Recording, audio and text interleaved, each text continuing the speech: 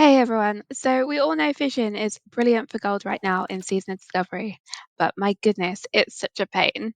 There are a few things I hate more in game than just sitting there staring at a bobber with a mouse in my hand. So in today's video, I'm firstly going to cover off the benefits of fishing in Season of Discovery with a very quick look just at where to go and what you can get. Next up, I'm going to cover off the basics of where to train and the accessories you need. And after that, get excited because we're getting right into the add-ons and console commands so that you can have the easiest fishing experience currently possible in Season of Discovery. I will warn you right now though, this isn't the most efficient way to fish and it does have some annoyances all of its own. Right, first off then, why fishing?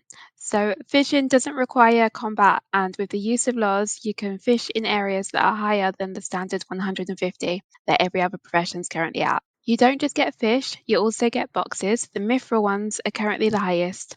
These contain green items, made with cloth bolts, rune cloth, potions, recipes. In short, they are an absolute gold mine. So that is why fishing is currently so good. Next up then, to start fishing, you just need to visit your nearest trainer. You're going to find one in Stormwind or in Orgrimmar if you're horde. Next to the trainer, there should be a vendor selling trade goods, including a basic fishing rod and a selection of lures. I recommend picking up a bunch of baubles and night crawlers just to start off with. There are some plus 100 lures that you'll require when you get further on though. To get from 0 to 75 fishing, just stand in one place by your trainer, and then once you're level 50, you can train once and not have to worry about that again until the next phase begins. You'll have trouble doing the no-click fishing in the city. That's because you need your bobber to be the nearest interactable thing to you. So you'll need to find yourself a nice quiet spot. I quite liked a few different places around wetlands, and I think towards the end of the video you'll see I do some around Westfall and Berkshire. So to do mouse-free fishing, you need to set up a couple of bits. First of all, I recommend an add-on, Better Fishing.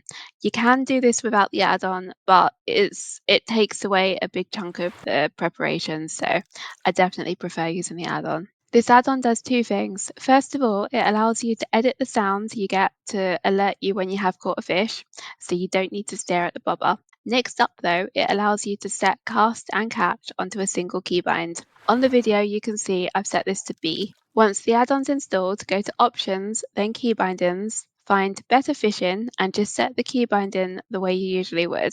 After that, to make things a bit smoother, you can use these two console commands. Now, in testing, I felt that they did improve things. However, I didn't have a way of measuring it exactly. Some casts are still far away.